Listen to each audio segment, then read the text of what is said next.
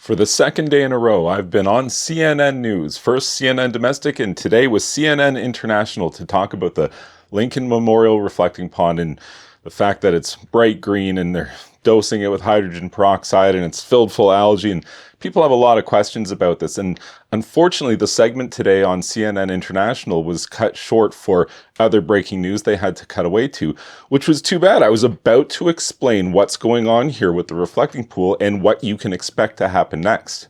I mean, right now it looks awful, and there's a lot of news circulating around this, to be sure. And it's of little wonder, like, it visually looks really, really bad. It's pretty green.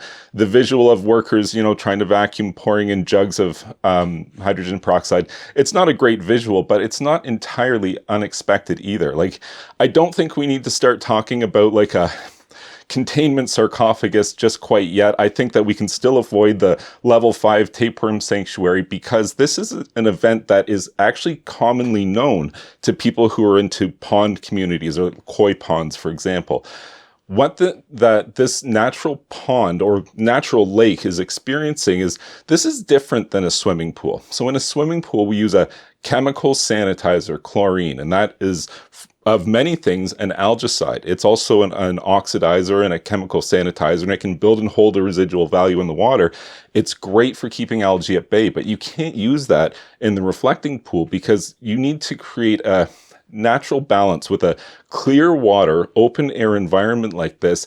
You're not trying to create a sterile environment with chlorine. You're trying to use oxygen and the mechanisms of Mother Nature to create clear water instead. It's an entirely different process. And honestly, it's very complicated, probably a lot more complicated than the average person would expect it to be at the surface level. I mean, here at Swimming Pool Steve, I talk about swimming pools and aquatic structures an awful lot. And the reason I do it is because it's more complicated than most people think it is. Like, a lot of people think it's a hole in the ground, you fill it with water. What's so complicated? As it turns out, there's an awful lot going on here. When you fresh fill a new pond environment, something that you're not going to attempt to keep sterile with chlorine, there is an experience known as new pond syndrome. And what this is there needs to be, in a natural environment body of water like this, a microbial equilibrium that is achieved in the water. And right now, this freshly filled memorial pool doesn't have that. And that creates this ecological opportunity such that competing microorganisms can get in there. And if you have like a really fast growing prolific algae strain, it will outcompete everything in the short term, creating this algae bloom. And I think that's what we're seeing now. In an established natural water environment like this shallow water lake, which is essentially what the reflecting pool is, normally you would have things like competing algae, different strains of algae that are all competing against each other, creating this self-limiting situation. And you would also have things like beneficial bacteria and biofilms, which can help to prevent phosphorus from escaping into the water. And that's something that I think that the nanobubbler system, you probably heard about the nanobubbler system, that's partially what this system is designed to do. It's an oxidizing system. It's going to add an oxidizer to the water, and that will directly work to kill the algae itself, but it will also work to suppress the phosphorus or the phosphates from releasing into the water.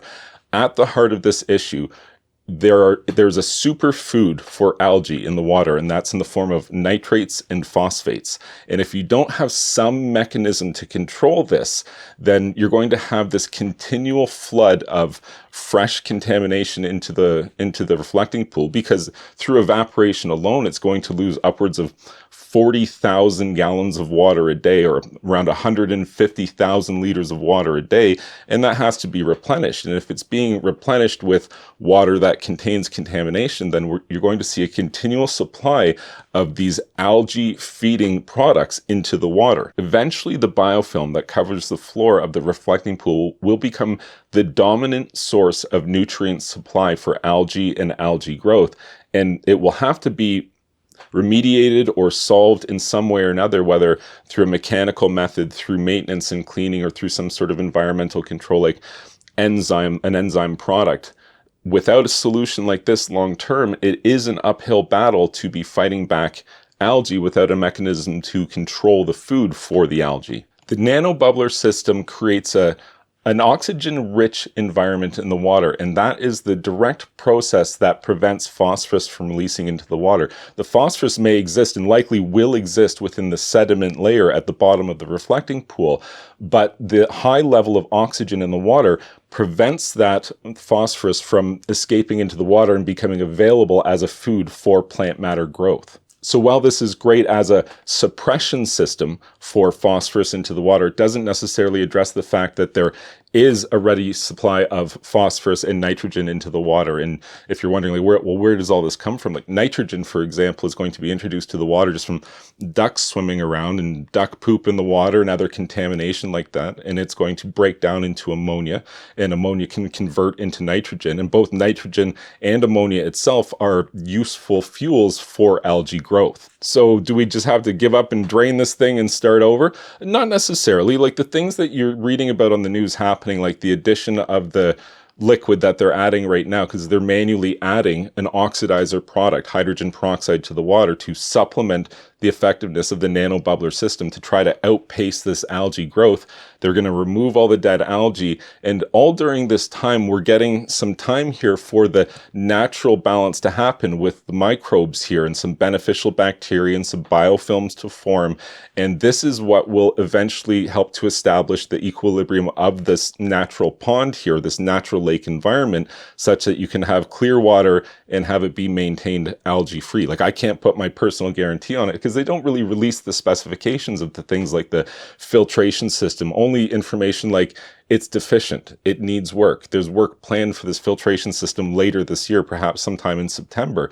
But what is the condition of it now? Is the filtration system functional? Is it just somewhat inadequate or undersized? Or is it just completely broken and bypassed? And these are the questions that need to be answered to know for a fact this green water problem is going to be able to be solved and see some blue water moving forward. There are a lot of factors that are coming together that created this green water situation. I think that you would be lying if you said that the darker color that the interior surface is now hasn't contributed at all. Very likely it has contributed to this water turning green, but I would feel very confident to say that it is not the major contributing factor here. I think it's more likely that this is kind of just the natural process for a large natural body of water here, that you don't create a sterile environment with chlorine, but instead use oxidation and other methods to try to control the natural growth of plant matter and algae. It's a very complex subject, more complicated than the average person understands it to be. So it's actually kind of reasonable and understandable that this has happened, though undesirable as it might be.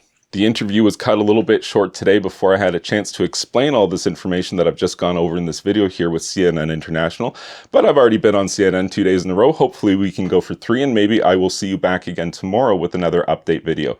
If you found this information helpful, please like this video, subscribe to my YouTube channel here, and you can check out my website, swimmingpoolsteve.com.